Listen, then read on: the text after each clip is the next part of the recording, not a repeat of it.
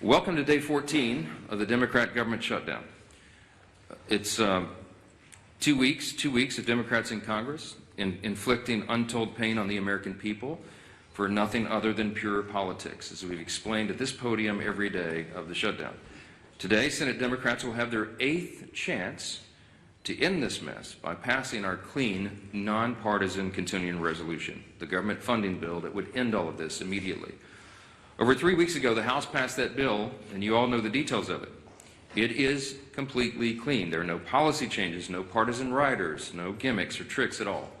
All it does is keep the lights on at the current funding levels for a few extra weeks while we complete the normal appropriations process. Now compare that to the Democrats' counterproposal. They're demanding $1.5 trillion in new spending paid for by American taxpayers. And I want you to be specific. I want us to be specific. I want you to know what that counterproposal includes, because we've not yet gone into all the details of it, because it's large and very absurd. But here's some of the highlights of this. It would reverse common sense reforms that Republicans made in the Working Families Tax Cut that keep illegal aliens off taxpayer-funded health care. This is a fact. Page 57, section 2141 of their counterproposal is this we've been posting everywhere. And it would, they would add the illegal aliens, non-citizens, back to taxpayer-funded benefits. It would cost taxpayers nearly $200 billion.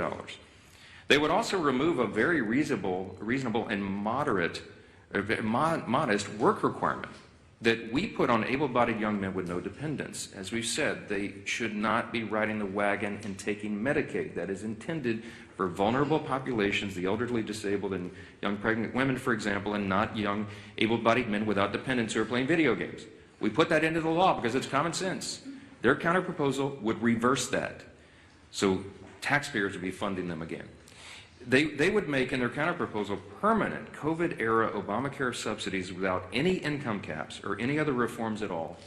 They would make that permanent. That would cost taxpayers an estimated $358 billion.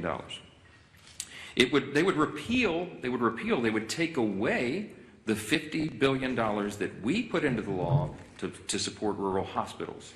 They would remove that. And they would send $500 million to liberal news outlets by refunding the Corporation for Public Broadcasting. It would also restore up to $5 billion of American taxpayer funds for wasteful spending for international projects. Here's a couple of examples. This is in their legislation, their counterproposal on a CR to keep the lights open. This is what they want to do. They want to spend $24.6 million of your hard-earned dollars as a taxpayer for climate resilience in Honduras. They want to spend $13.4 million for civic engagement in Zimbabwe.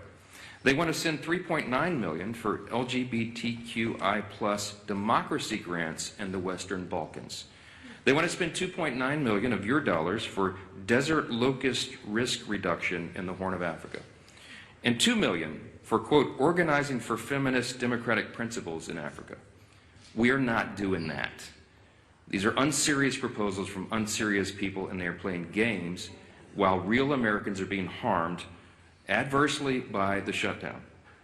Yesterday, I read you an excerpt from President Obama's speech during the 2013 shutdown when he advocated for a clean CR to reopen the government and resume negotiations. It sounded very familiar.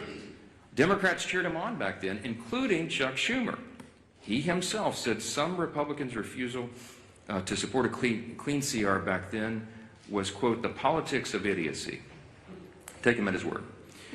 So yesterday we decided to do a little count of the number of times that Chuck Schumer has supported continuing resolutions just since he became the leader of the Democrats in the Senate in 2017. That number came out to 29 out of 30 continuing resolutions. That's how many times he wholeheartedly, enthusiastically supported CRs enacted into law. That's a 97% support rate. What's changed? Well, this time his job is on the line. And we've explained this very clearly because everybody can see the obvious political motivation here behind his decision to shut the government down right now. He helped us avert a shutdown in March by doing the right thing and supporting virtually the identically same continuing CR that we're offering today. And his radical base went crazy, and they haven't forgiven him for it. That's why Chuck Schumer is opposed to it today. That's what changed. It's very obvious.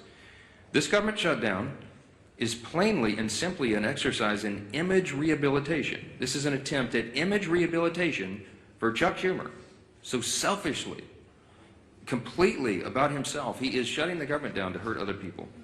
He needs to show a fight against President Trump so he can keep his left base happy through the next election cycle. How do we know that? Well, his record shows the obvious truth about it. Again, look at the numbers. Chuck Schumer supported CRs to help avert a government shutdown 29 out of 30 times as leader of his party.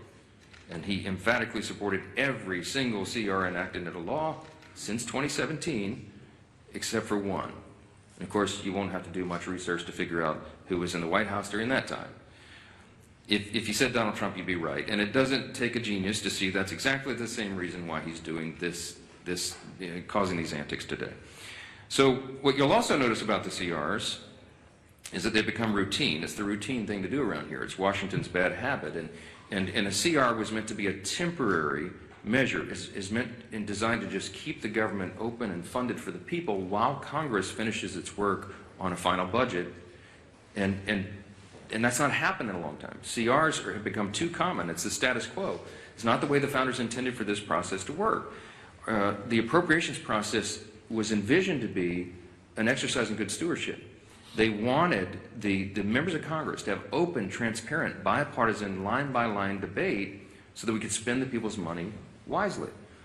And that's precisely what Republicans are so eager to return to and what we have achieved. We are pushing that boulder uphill, as I've said, and for the first time since 2019, both chambers, House and Senate, have made real progress towards that stewardship goal.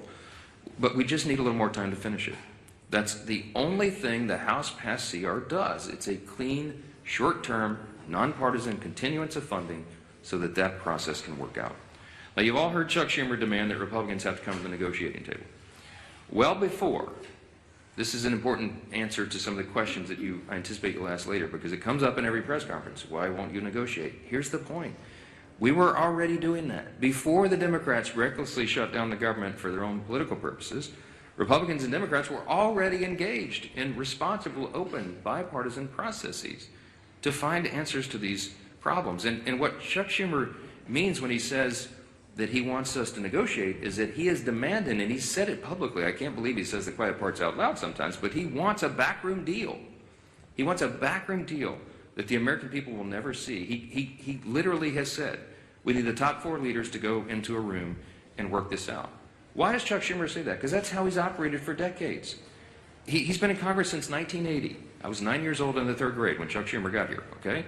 He is the broken status quo. We are trying to break the status quo so government works better for the people. And Chuck Schumer is resistant to that because he can't even imagine the way the founders intended for this to work. He doesn't want this open, everybody involved, all members, bottom-up process. He wants 4 people to go in a back room and just make this deal and hoist it down upon everybody else. I'm not participating in that. Chuck Schumer doesn't like that. He doesn't like that we're trying to get Washington to work again because he doesn't know how to operate in that kind of system. And we're certainly not going to allow the American people to be taken hostage for his political gain.